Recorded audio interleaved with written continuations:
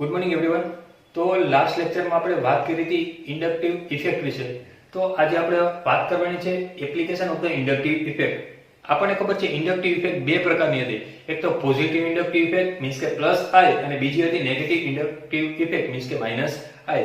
તો આજે આપણે હવે એની 5 એપ્લિકેશન જોવાની છે. એ 5 એપ્લિકેશનમાં ફર્સ્ટ વન આવે છે તો કે effect to the bond length, એટલે કે જે બે એટમ જોડાયેલા હોય એના વચ્ચે જે બોન્ડ હોય એ બોન્ડની લેન્થ ઉપર ઇન્ડક્ટિવ ઇફેક્ટ કઈ રીતે અસર કરે. સેકન્ડ આવે છે તો કે effect to the dipole moment. Dipole moment એટલે કે તો કે આપણે ચુંબકીય ચાક માત્રા કહીએ, બરાબર. મેગ્નેટિક ડાયપોલ મોમેન્ટ આવું નામ સાંભળ્યું હોય, ચુંબકીય ચાક માત્રા. તો ડાયપોલ એટલે કે તો કે ડાય એટલે કે બે અને પોલ એટલે કે ધ્રુવ, એટલે કે બે ધ્રુવ, એટલે એના ઉપર કઈ રીતે અસર કરે એટલે કે effect to the dipole moment. એના પછી થર્ડ વન આવે છે તો કે reactivity of the alkyl halide. Alkyl halide એટલે કે તો કે એક આલ્કાઇલ ગ્રુપ જોડાયેલું હોય અને એની સાથે હેલાઇડ ગ્રુપ જોડાયેલું હોય, તો એની સાથે એની રિએક્ટિવિટી કેટલી ઝડપથી એ રિએક્ટ કરી શકે છે, તો એના ઉપર ઇફેક્ટ જોવાની છે આપણે ઇન્ડક્ટિવ ઇફેક્ટ. એના પછી ફોર્થ વન આવે છે તો કે strength of the acid. Relative strength of the acid એટલે કે એસિડ છે એ આપણે એસિડ કહીએ, પણ અમુક એસિડ સ્ટ્રોંગ હોય અને અમુક એસિડ કેવો હોય છે તો કે વીક હોય છે. એટલે કે કયો એસિડ કોના કરતા સ્ટ્રોંગ છે અને કયો એસિડ કોના કરતા વીક છે, તો એના ઉપર આપણે વાત કરવાની છે.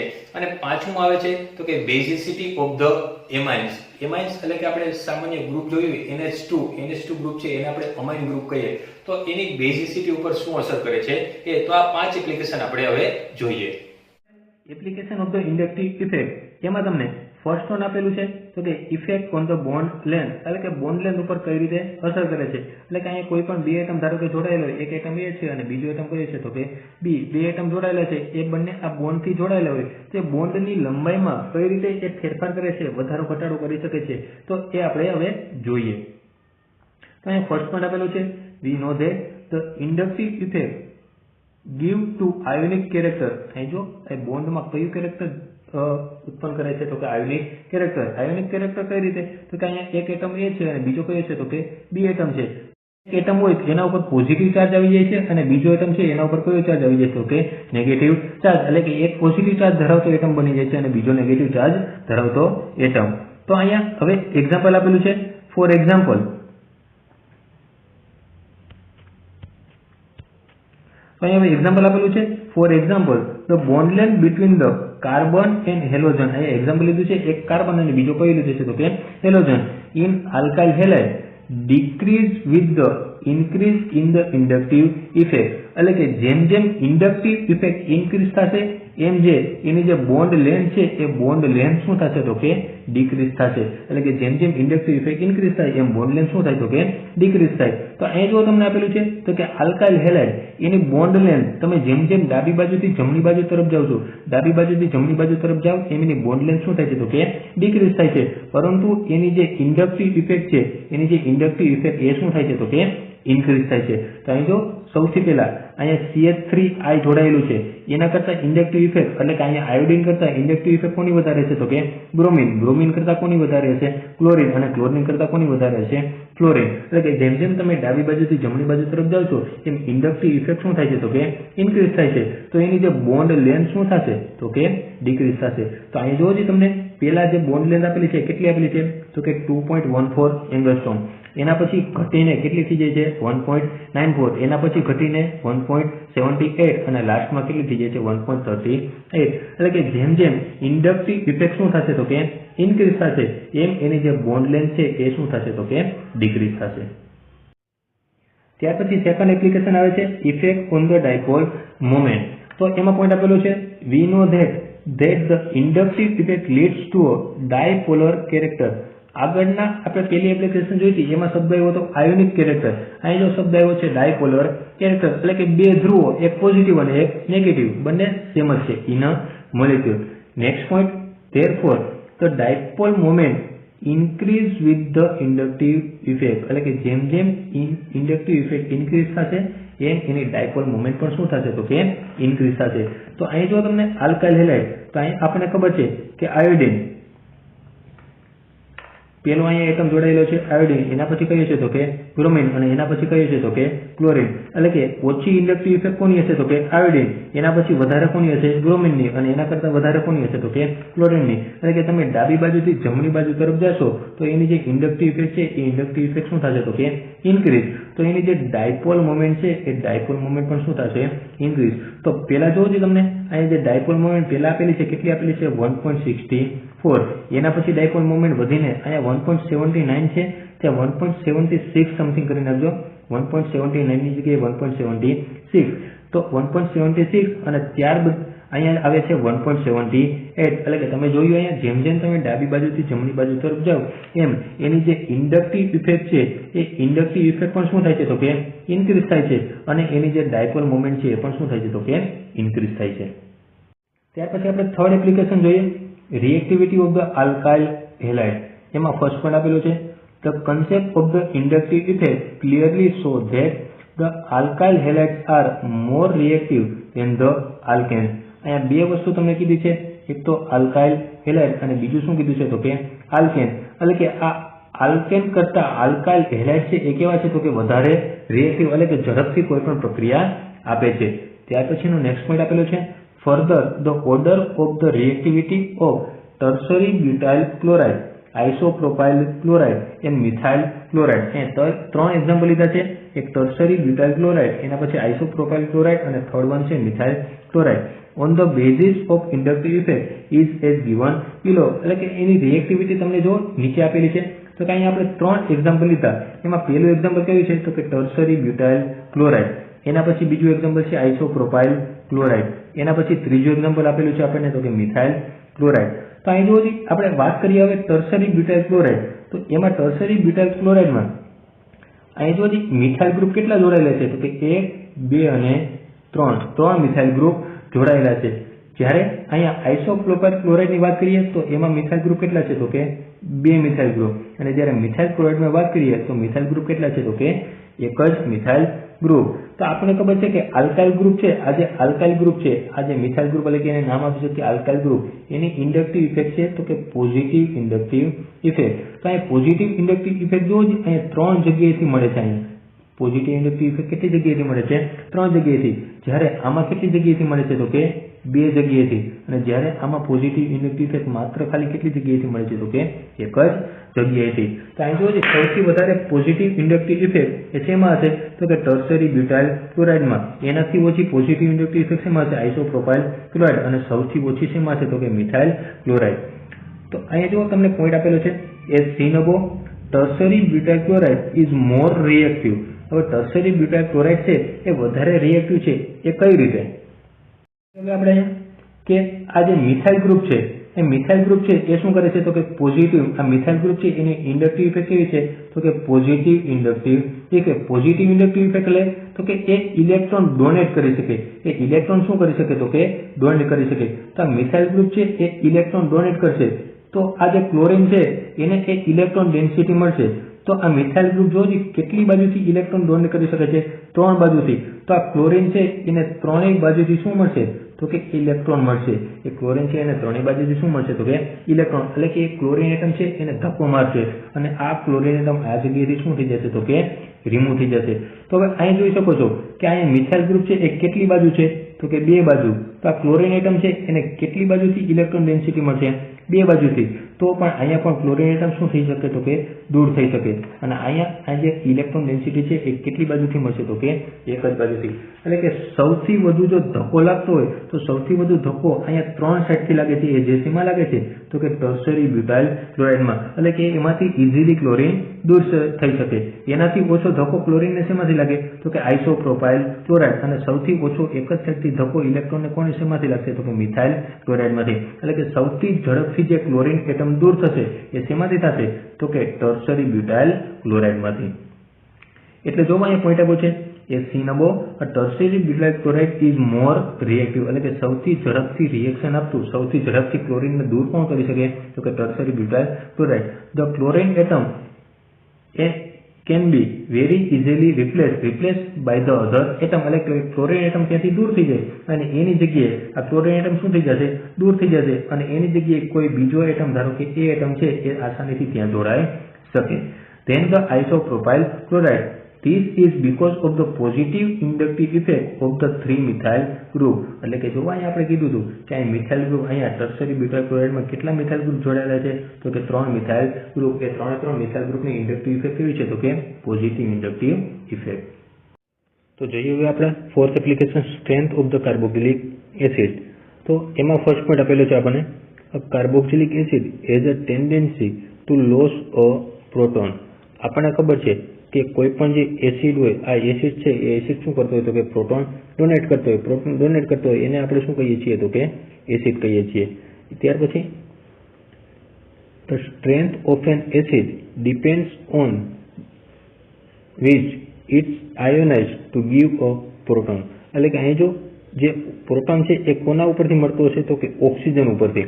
એ જે પ્રોટોન જે રિમૂવ થતો હશે એ કયા એટમ ઉપરથી રિમૂવ થતો હશે? તો કે ઓક્સિજન. એટલે કે ધારો કે આ ઓક્સિજન છે, આ ઓક્સિજન સાથે આ જોડાયેલો હાઇડ્રોજન, એટલે કે એને આપણે નામ આપી શકીએ પ્રોટોન. એટલે કે પ્રોટોન આ જગ્યાએથી શું થઈ જતો હશે? તો કે દૂર થઈ જતો હશે. એટલે કે એમાંથી આપણને જે છૂટો પડતો હશે એ H+ આયન છૂટો પડતો હશે. H+ આયન એટલે કે એને આપણે શું નામ આપીએ છીએ? તો કે proton. A molecule of a carboxylic acid can be represented as a resonance hybrid of the following two structure 1 and 2. આ રેઝોનન્સ એટલે કે તમે 12th સાયન્સમાં જોયું હોય સંસ્પંદન, આપણે બેન્ઝીનના સંસ્પંદન બંધારણો જોતા, એ જ આ રેઝોનન્સ સ્ટ્રક્ચર. તો અહીં જોઈ શકો છો તમે RCOH આપણને જે આપેલું છે,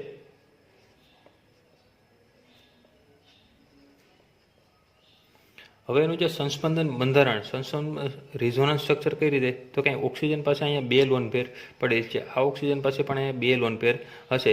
તો આ ઓક્સિજનની એક જે આ લોન પેર છે એ ક્યાં લેશે? તો કે આ બોન્ડ સાથે રેઝોનન્સ કરશે. એટલે કે અહીંયા જે કાર્બન સાથે અહીંયા સિંગલ બોન્ડ હતો ત્યાં હવે શું થઈ જશે? Double bond. જો આ જગ્યાએ અહીંયા કાર્બનનો અહીંયા જો અહીંયા ડબલ બોન્ડ જનરેટ થઈ જાય તો અહીંયા કાર્બનના 5 બોન્ડ થઈ જાય, 2 અહીંયા ઓક્સિજન સાથે, 3, 4 અને 5. તો કાર્બનની વેલેન્સી 5 થાય નહીં. તો આ કાર્બન છે એ કાર્બન અને ઓક્સિજન વચ્ચેનો બોન્ડ એ ક્યાં જતો રહેશે? તો કે ઓક્સિજન ઉપર. તો એનું જે સ્ટ્રક્ચર છે એ સ્ટ્રક્ચર આપણને આ રીતે મળશે. તો કે આ જગ્યાએ આવશે તો કે R, ત્યાર પછી તો કે કાર્બન, એના પછી હવે આ કાર્બન અને આ જે ઓક્સિજન છે એના વચ્ચે કેટલા બોન્ડ બની જશે? Double bond. અહીંયા આવી જશે ઓક્સિજન. હવે તો કે ત્યાર પછી અહીંયા આવશે હાઇડ્રોજન. તો અહીં જો ઓક્સિજન છે એ કેટલા બંધ બનાવી શકે? તો કે 2 બંધ બનાવી શકે, પરંતુ અહીં ઓક્સિજનના કેટલા બંધ થઈ ગયા? તો કે 3 બંધ. હવે ત્યાર પછી અહીંયા તો કે આ કાર્બન અને જે ઓક્સિજન વચ્ચેનો બોન્ડ હતો એ કઈ બાજુ ખસી ગયો? તો કે ઓક્સિજન સાઈડ. તો કાર્બન અને ઓક્સિજન વચ્ચે અહીંયા કેટલા બોન્ડ થઈ ગયા? તો કે સિંગલ બોન્ડ. તો અહીંયા કાર્બનની વેલેન્સી ઘટે છે. એટલે કે અહીંયા જો કાર્બનથી એરો જે કાર્બનથી કઈ બાજુ જાય છે?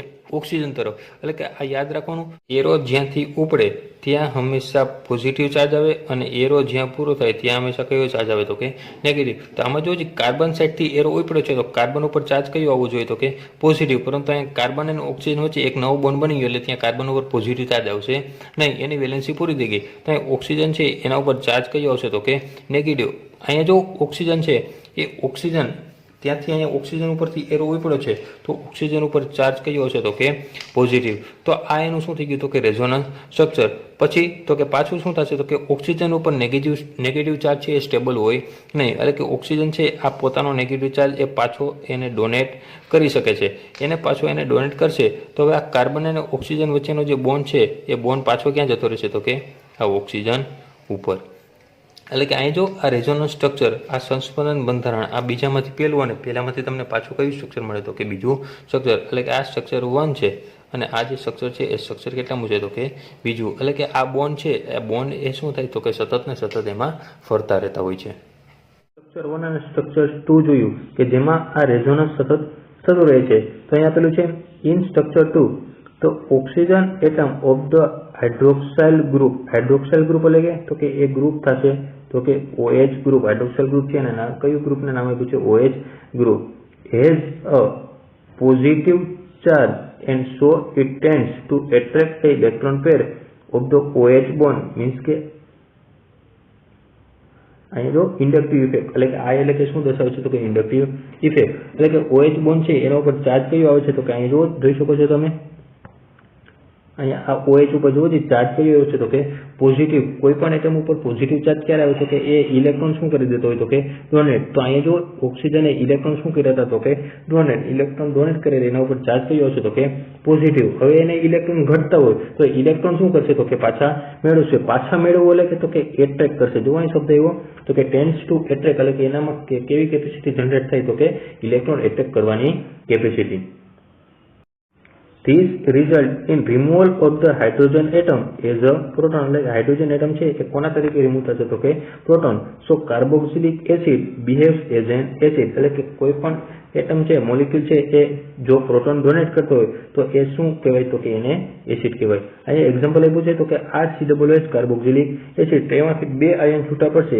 એક તો કયો આવશે તો કે RCOO માઇનસ અને બીજું કયું આવશે તો કે H પ્લસ. એટલે કે આ જો પ્રોટોન ડોનેટ કરે છે એટલા માટે એને આપણે કઈ શું કહીએ છીએ તો કે એસિડ. તો જોઈએ હવે આપણે અહીંયા the resulting carboxylate anion is stabilized by the resonance as follow. એટલે કે હવે આ જે કાર્બોક્સિલેટ આયન મેળવે તો ઓક્સિજન ઉપર અહીં ચાર્જ કયો આવતો તો કે નેગેટિવ. એ હવે રેઝોનન્સમાં ભાગ કઈ રીતે લઈએ તો એ જોઈએ હવે આપણે. તો કે આ ઓક્સિજન છે એ ઓક્સિજન પરનો નેગેટિવ ચાર્જ એ ક્યાં જતો રહેશે તો કે કાર્બન અને ઓક્સિજન વચ્ચે. તો કાર્બન અને ઓક્સિજન વચ્ચે હવે અહીંયા શું જનરેટ થશે તો કે ડબલ બોન્ડ. તો અહીં જો કાર્બનની વેલેન્સી ટોટલ કેટલી બની ગઈ? કાર્બન કેટલા બોન્ડ બનાવી દીધા? 5. 2 આ નીચેના ઓક્સિજન સાથે, 2 ઉપરના ઓક્સિજન સાથે અને 1 આલ્કાઇલ ગ્રુપ સાથે. તો કાર્બન 5 બોન્ડ બનાવી શકે નહીં. તો આ કાર્બન અને ઓક્સિજનનો વચ્ચેનો બોન્ડ છે એ કઈ બાજુ ખસી જશે તો કે ઓક્સિજન સાઈડ. તો હવે જો અહીંયા તો કે ઓક્સિજન બાજુ એરો પૂરો થયો. આપણે યાદ રાખી દો કે એરો જ્યાંથી ચાલુ થાય ત્યાં કયો ચાર્જ આવે? પોઝિટિવ. અને એરો જ્યાં પૂરો થાય ત્યાં કયો ચાર્જ આવે તો કે નેગેટિવ. તો અહીંયા ઓક્સિજન ઉપર અહીંયા એરો પૂરો થયો છે તો અહીંયા ઓક્સિજન ઉપર જોવો છે અહીંયા ચાર્જ કયો આવી ગયો તો કે નેગેટિવ ચાર્જ. અને અહીંયા કાર્બન અને ઓક્સિજન વચ્ચે અહીંયા શું બની ગયો તો કે ડબલ બોન્ડ. તો હવે અહીંયા પાછો આ નેગેટિવ ચાર્જ જે આવ્યો એ પાછો શું થશે તો કે બેક ડોનેશન કરશે. એટલે કે પાછો એ રેઝોનન્સમાં ભાગ લેશે. તો એ આ કાર્બન અને ઓક્સિજન વચ્ચે હવે શું બની જાય તો કે ડબલ બોન્ડ. તો અહીં કાર્બનની વેલેન્સી પાછી 5 થઈ ગઈ. તો આ કાર્બન અને ઓક્સિજન વચ્ચેનો બોન્ડ એ ક્યાં જતો રહેશે તો કે ઓક્સિજન તરફ. તો અહીં ઓક્સિજન ઉપર ચાર્જ કયો આવશે તો કે નેગેટિવ. કાર્બન અને ઓક્સિજન વચ્ચેનો આ જે બોન્ડ છે એ બોન્ડ છે સતત શું થાય તો કે રેઝોનન્સમાં. તો અહીં જો તમને ટપકા ટપકા જેવી લાઈન આપી છે એ ટપકા ટપકા જેવી લાઈન છે એ સતત એ ડબલ બોન્ડ છે એ સતત એ બંને વચ્ચે શું થતો હોય તો કે ફરતો રહેતો હોય છે. ડબલ બોન્ડ છે અહીંયા જે કાર્બન અને ઓક્સિજન વચ્ચે ડબલ બોન્ડ હતો એ સતત આ બંને એટમ વચ્ચે ફરતો રહેતો હોય છે અને એના ઉપર આ ચાર્જ કયો આવે તો કે નેગેટિવ ચાર્જ. ત્યાર પછી નેક્સ્ટ પોઈન્ટ આપેલો છે the existence of the carboxylate ion has been confirmed by the physical evidence like X-ray electron diffraction study. એટલે કે આ જે કાર્બોક્સિલેટ આયન મેળવ્યો હતો એનો આપણે પ્રૂવ કરવો હોય કે ખરેખર મળે છે કે નહીં તો આ બંને મેથડ છે. એક તો એક્સરે અને બીજો કયો છે તો કે electron diffraction studies. Next point, the strength of the carboxylic acid is based on the intensity of the inductive effect. એટલે કે ઇન્ડક્ટિવ ઇફેક્ટ ઉપર એ ડિપેન્ડ કરે છે. કાર્બોક્સિલિક એસિડ છે એ કેટલો સ્ટ્રોંગ છે અથવા તો કેટલો વીક છે એ કોના ઉપર ડિપેન્ડ કરે છે? ઇન્ડક્ટિવ ઇફેક્ટ ઉપર. And resonance stabilization of the carboxylate ion. અને બીજું શેના ઉપર ડિપેન્ડ કરે તો કે રેઝોનન્સ સ્ટેબિલાઇઝેશન એટલે કે રેઝોનન્સ કરી શકે છે કે નહીં. The presence of the strong electronegative group helps in the removal of the hydrogen atom proton from the hydroxyl group of the acid and form more easily resonance stabilized carboxylate anion will make the corresponding carboxylic acid stronger. એટલે કે acid હવે strong ક્યારે બને તો કે એની condition તમને આપી છે તો કે ત્યાં શું હોવું જોઈએ તો કે આ જો સ્ટ્રોંગ ઇલેક્ટ્રોનેગેટિવ ગ્રુપ. એટલે કે ઇલેક્ટ્રોનેગેટિવ એની સાથે ગ્રુપ જે જોડાયેલું છે એ કેવું હોવું જોઈએ તો કે સ્ટ્રોંગ. તો જે એસિડ છે એ કેવો થઈ જાય તો કે સ્ટ્રોંગ થઈ જાય. એનું કારણ શું તો કે એ જે પ્રોટોન છે એ પ્રોટોન એમાંથી આ ઇઝીલી રિમૂવ થઈ શકે. એ પ્રોટોન હાઇડ્રોજન એટમ છે એ ઇઝીલી રિમૂવ થઈ શકે. નેક્સ્ટ પોઈન્ટ આપેલો છે તો halogenated fatty acid are much stronger than the parent fatty acid. બે એક્ઝામ્પલ આપ્યા છે. એક તો હેલોજિનેટેડ એટલે કે તો કે ત્યાં એસિડ સાથે કોઈ પણ એક હેલોજન ગ્રુપ જોડાયેલું હશે. તો તમને અહીંયા જો એક્ઝામ્પલ આપ્યું છે અહીંયા એક્ઝામ્પલ આપ્યું છે ClCH2COOH. એમાં જો હેલોજન ગ્રુપ તરીકે કોણ જોડાયેલું છે તો કે ક્લોરીન જોડાયેલું છે. અને અહીંયા કોણ છે તો કે CH3COOH. એટલે કે એમાં કોઈ હેલોજન ગ્રુપ જોડાયેલું નથી. તો જે હેલોજન ગ્રુપ જોડાયેલું જે એસિડ છે એ કેવો એસિડ થશે તો કે મોર એસિડિક થશે. કોણ મોર એસિડિક થશે તો કે હેલોજન ગ્રુપ જોડાયેલું છે એ acid. The acidity of the halogenated fatty acid increase with the increase in the electronegativity of the halogen present. એટલે કે જેમ જેમ આ એસિડ છે એ એસિડની જે આ ઇલેક્ટ્રોનેગેટિવિટી શું થશે તો કે ઇન્ક્રીઝ થશે, ઇલેક્ટ્રોનેગેટિવિટી ઇન્ક્રીઝ થશે એમ એ જે એસિડ છે એની એસિડિટી પણ શું થશે તો કે ઇન્ક્રીઝ થશે, એટલે કે એસિડ વધારે ને વધારે સ્ટ્રોંગ બનતો જશે. Following gives the pKa value of the sum of the acid. Lower the pKa value, more stronger will be the acid. એટલે કે આ જે pKa વેલ્યુ છે એ pKa વેલ્યુ એટલે કે એની એસિડિટીની વેલ્યુ આપી છે એ જેટલી ઓછી હશે એટલો જે એસિડ છે એ કેવો હશે તો કે સ્ટ્રોંગ હશે. તો જોઈએ હવે આપણે એવા અમુક એસિડ. જોઈ શકો છો તમને અહીંયા કાર્બોક્સિલિક એસિડ આપેલો છે અને એની pKa વેલ્યુ આપેલી છે. તો અહીંયા સૌથી પહેલો એસિડ આપેલો છે તમને તો કે CH3COOH કે જેની pKa વેલ્યુ કેટલી આપી છે તો કે 4.80. પછી બીજો આપેલો છે તો કે CH2COOH અને એની સાથે જોવો જોઈએ અહીંયા હેલોજન ગ્રુપ જોડેલું છે. હેલોજન ગ્રુપ કયું જોડેલું છે તો કે આયોડિન, તો એની pKa વેલ્યુ આપી છે તમને 3.16. તો અહીંયા આ બેની જ કમ્પેરિઝન કરીએ આપણે. પેલો CH3COOH છે જેની pKa વેલ્યુ કેટલી છે તો કે 4.80 અને બીજું ICH2COOH જેની pKa વેલ્યુ કેટલી છે તો કે 3.16. એટલે કે જેટલી pKa વેલ્યુ ઓછી હશે એટલી એની એસિડિટી કેવી હશે તો કે વધારે. તો અહીંયા જોઈ શકો છો તમે જેમ જેમ તમે ઉપરથી નીચે તરફ જાવ છો, જેમ જેમ તમે ઉપરથી નીચે તરફ જાવ છો એમ એની જે pKa વેલ્યુ છે એ pKa વેલ્યુમાં શું થાય છે તો કે ઘટાડો થાય છે. pKa વેલ્યુમાં શું થાય છે તો કે ઘટાડો. તો એની જે એસિડિટી હશે એ એસિડિટી છે એ એસિડિટીમાં શું થશે તો કે વધારો થશે.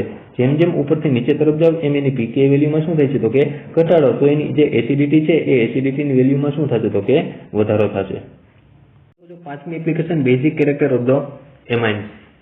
એમાં આપેલું છે first point the presence of a pair of electrons on the nitrogen atom which accept a proton max the amine basic in nature. ચોથી એપ્લિકેશનમાં આપણે જોયું હતું કે પ્રોટોન જે ડોનેટ કરે છે એને આપણે શું કહીએ છીએ તો કે એસિડ, અને જ્યારે અહીંયા શું કરે છે તો કે પ્રોટોન શું કરે છે એક્સેપ્ટ, તો એને આપણે શું કહીશું તો કે બેઝ કહીશું.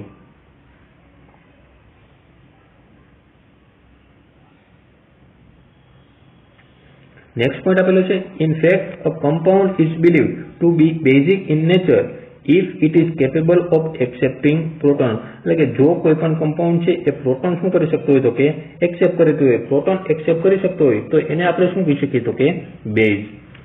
Next point the relative basic strength of the amine depends on the readiness with which the lone pair of the electrons is available four coordination with the proton. એટલે કે પ્રોટોન રિમૂવ ક્યારે થાય તો કે આગળના આપણે એક્ઝામ્પલમાં જોયું હતું કે જે લોન પેર હતી એ રેઝોનન્સમાં થતી હતી અને એમાંથી એ પ્રોટોન શું થઈ શકતો હતો તો કે remove. It is now easily to understand the increase in the basic character of amines of an ammonia on the basis of inductive effect. એટલે કે જે અમાઇન છે એની ઇન્ડક્ટિવ ઇફેક્ટ એ કઈ રીતે અસર કરે છે એની બેઝિસિટી ઉપર એ હવે જોઈએ. તો અહીં જોઈ શકો છો તમને પેલું એક્ઝામ્પલ આપ્યું છે અમોનિયા. અમોનિયા એટલે કે NH3 એટલે કે એક નાઇટ્રોજન અને 3 હાઇડ્રોજન જોડાયેલા છે. ત્યાર પછી બીજું એક્ઝામ્પલ આપ્યું છે તો કે મિથાઇલ અમાઇન.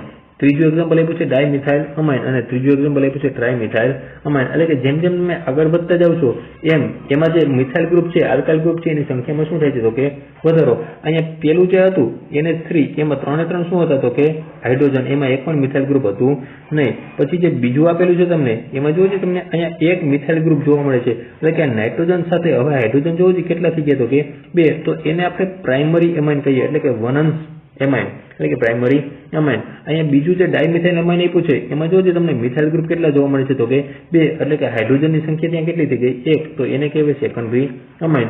જ્યારે અહીંયા જોજો મિથાઇલ ગ્રુપની સંખ્યા કેટલી થઈ ગઈ તો કે 3, તો એને આપણે નામ આપશું તો કે tertiary amine.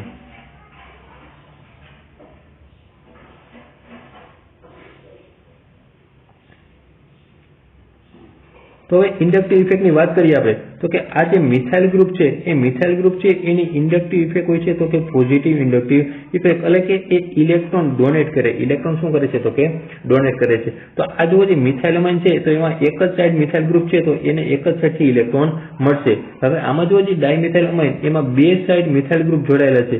2 side methyl group જોડાયેલા હોવાને લીધે આ જે નાઇટ્રોજન એટમ છે એ નાઇટ્રોજન એટમને 2 સાઈડથી ઇન્ડક્ટિવ ઇફેક્ટ એટલે કે ઇલેક્ટ્રોન ડેન્સિટી મળી શકે છે. ત્યાર પછી અહીંયા તો કે ત્રીજું ટ્રાઇમિથાઇલ અમાઇન, તો એમાં ત્રણેય બાજુ મિથાઇલ ગ્રુપ જોડાયેલો હોવાથી એ નાઇટ્રોજન એટમ છે એને ત્રણેય બાજુથી આ પોઝિટિવ ઇન્ડક્ટિવ ઇફેક્ટ એ જે એને ઇલેક્ટ્રોન ડેન્સિટી ડોનેટ કરી શકે છે. અહીંયા પોઈન્ટ આપેલો છે due to positive inductive effect of the alkyl group, તો nitrogen atom becomes electron rich. Electron rich શા માટે બનશે? તો કે અહીં જુઓ એને નાઇટ્રોજનને આ મિથાઇલ ગ્રુપ છે એ ઇલેક્ટ્રોન આપે છે, ઇલેક્ટ્રોન એને ડોનેટ કરે છે, એટલે કે નાઇટ્રોજન છે એ ઇલેક્ટ્રોન શું કરતો છે? તો કે એક્સેપ્ટ કરતો છે, એટલે કે નાઇટ્રોજન કેવો બની જશે? તો કે electron rich. This result in easily availability of lone pair of electron in the nitrogen atom, એટલે કે નાઇટ્રોજન એટમ પાસે ઇઝીલી શું કરી લે છે? તો કે lone pair. In amines than in ammonia, સૌથી વધારે ઇલેક્ટ્રોન ડેન્સિટી એને શેમાં મળી રહેશે? તો કે અહીં જો ટર્સરી અમાઇનમાં એટલે કે ટ્રાઇમિથાઇલ અમાઇનમાં, એનાથી ઓછી શેમાં મળશે? તો કે ડાયમિથાઇલ અમાઇન. એનાથી ઓછી શેમાં મળશે? તો કે આ મિથાઇલ અમાઇન. અને અહીંયા જો એમોનિયા છે એમાં એક પણ મિથાઇલ ગ્રુપ આવેલું નથી.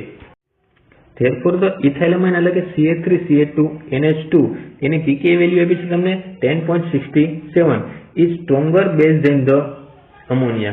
એટલે કે ઇથાઇલ અમીન જુઓ છો અહીંયા કયું ગ્રુપ છે? તો કે ઇથાઇલ ગ્રુપ જોડાયેલું છે. તો અમોનિયામાં એક પણ આવું આલ્કાઇલ ગ્રુપ જોડાયેલું હોતું નથી, એટલા માટે એની જુઓ છો pKa વેલ્યુ, અહીં pKa વેલ્યુ કેટલી આપી છે? તો કે 10.67. જ્યારે અહીં શું આપ્યું છે? તો કે NH3 ની pKa વેલ્યુ કેટલી આપી છે? તો કે 9.25. તો અહીં જુઓ છો એમોનિયા કરતા આ જે ઇથાઇલ અમાઇન છે એ કેવો થશે? તો કે સ્ટ્રોંગર બેઝ સાથે. કેમ? તો કે એની pKa વેલ્યુ કેવી છે? તો કે વધારે. એસિડિટીમાં યાદ રાખવાનું, pKa વેલ્યુ ઇન્ક્રીઝ થાય એમ એસિડિટી ડિક્રીઝ થાય. જ્યારે બેઝમાં યાદ રાખવાનું, pKa વેલ્યુ જેમ ઇન્ક્રીઝ થશે એમ એની બેઝિસિટી ઇન્ક્રીઝ થશે. એટલા માટે અહીંયા CH3CH2Na2 ઇથાઇલ અમાઇન છે એની pKa વેલ્યુ કેટલી આપી છે? 10.67. એટલા માટે એને બેઝ કેવો કીધું છે? તો કે stronger. Next point, it is important to note that relative basic character of amines is not in accordance with the inductive effect only. Usually it is follows this order. હવે જો બીજું પણ ફેક્ટર અફેક્ટ કરે છે એટલા માટે એનો બેઝિસનો order તમને અહીં નીચે આવેલો છે કે સૌથી વધારે બેઝિક કોણ હશે? તો કે સેકન્ડરી અમાઇન. એનાથી ઓછો કોણ હશે? તો કે પ્રાઇમરી અમાઇન. અને સૌથી ઓછો કોણ હશે? તો કે tertiary અમાઇન. Thus the order may be attributed to steric hindrance. બીજો પણ ફેક્ટર અફેક્ટ કરે છે એ સ્ટેરિક હિન્ડ્રન્સ છે, એટલે કે આજુબાજુમાં કેટલા વધારે ગ્રુપ જોડાયેલા છે એ પણ ડિપેન્ડ કરે છે. એટલા માટે એની બેઝિસનો ઓર્ડર કયો હોય છે? તો કે સૌથી વધારે બેઝિક કોણ હશે? તો કે સેકન્ડરી, એનાથી ઓછું તો કે પ્રાઇમરી, અને સાવ ઓછું કોણ હશે? તો કે ટર્સરી. નેક્સ્ટ પોઈન્ટ આપેલું છે, the basicity of the substituted aniline is depend on the inductive as well as resonance effect. એટલે કે કોની? તો કે સબસ્ટિટ્યુટેડ એનિલિન. સબસ્ટિટ્યુટેડ એનિલિન એટલે કે એનિલિન એટલે કે એનું સ્ટ્રક્ચર આપણે જોવું હોય, અહીંયા જે બેન્ઝીન છે એ બેન્ઝીન ઉપર જો NH2 ગ્રુપ જોડાયેલું હોય તો એને આપણે એનિલિન કહીએ. હવે સબસ્ટિટ્યુટેડ એટલે કે એનિલિન સાથે અહીંયા કોઈ પણ પોઝિશન ઉપર અહીંયા કોઈ પણ બીજું ગ્રુપ જોડાયેલું હોય, એ કોઈ પણ ગ્રુપ જોડાયેલું હોય તો એને શું કહેવાય? તો કે સબસ્ટિટ્યુટેડ એનિલિન. તો અહીંયા પેલું છે, the parent compound aniline is weaker base than the aliphatic amines. Aliphatic amines એટલે કે હમણાં આપણે આગળ જોયું હતું તો કે CH3CH2NH2, તો એવા જે કમ્પાઉન્ડ છે એને શું કહેવાય? Aliphatic amine. એના કરતા આ જે એનિલિન છે એ કેવો છે? તો કે weaker base. This is because of the lone pair of the electron on nitrogen in aniline is delocalized due to the resonance and so less available for the protonation than in aliphatic amine. એટલે કે એ વાત કરે છે આ રીતે.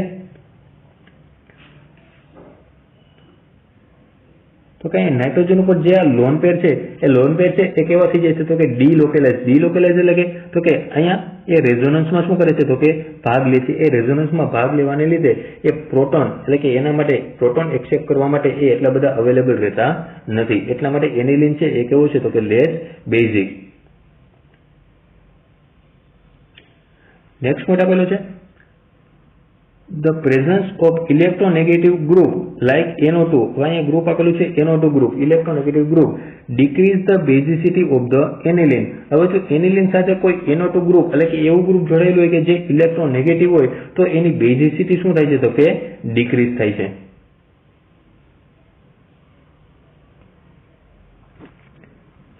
In presence of such group The electron pair on the nitrogen atom of the NH2 group of the aniline is somewhat displaced away from it and so less available for the protonation. એટલે કે જો આવું કોઈ electronegative group જોડાયેલું હોય તો એના લીધે અહીંયા જે પ્રોટોનેશન માટે એ જે એની અવેલેબિલિટી હોય એ અવેલેબિલિટી કેવી થઈ જાય છે તો કે ઓછી થઈ જાય છે. એટલા માટે એની બેઝિસિટી શું થઈ જાય તો કે ડિક્રીઝ. Therefore the nitroaniline એટલે કે એનિલિન સાથે નાઇટ્રો ગ્રુપ જોડાયેલું હોય તેના નામ આપ્યું છે nitroaniline are weaker base than the aniline એટલે કે એનિલિન કરતા આ જે નાઇટ્રો ગ્રુપ ધરાવતું એનિલિન છે એ કેવું છે તો કે weak base. However, if aniline is substituted by some electron repelling group અથવા તો electron donating group તો એની ઇન્ડક્ટિવ ઇફેક્ટ કેવી હોય તો કે positive inductive effect. The nitrogen atom of the NH2 group will become electron rich એટલે કે કોઈ ઇલેક્ટ્રોન ડોનેટ કરવાવાળું ગ્રુપ જો નાઇટ્રોજન સાથે જોડાયેલું હોય તો નાઇટ્રોજનને ઇલેક્ટ્રોન મળે એટલા માટે નાઇટ્રોજન છે એ કેવો થઈ જાય તો કે ઇલેક્ટ્રોન રીચ થઈ જાય. In electron due to the positive inductive effect and the resonance effect એટલે કે બે ઇફેક્ટને લીધે એ નાઇટ્રોજન છે એ ઇલેક્ટ્રોન કેવો થઈ જાય તો કે રીચ થઈ જાય.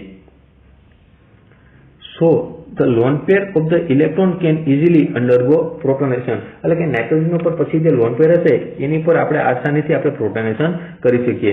As a result a compound more basic than the aniline એટલે કે જો નાઇટ્રો એનિલિન સાથે કોઈ પોઝિટિવ ઇન્ડક્ટિવ ઇફેક્ટ ધરાવતું જો ગ્રુપ જોડાયેલું હોય તો એ કેવું થઈ જાય તો કે મોર બેઝિક કોના કરતા તો કે એનિલિન કરતા.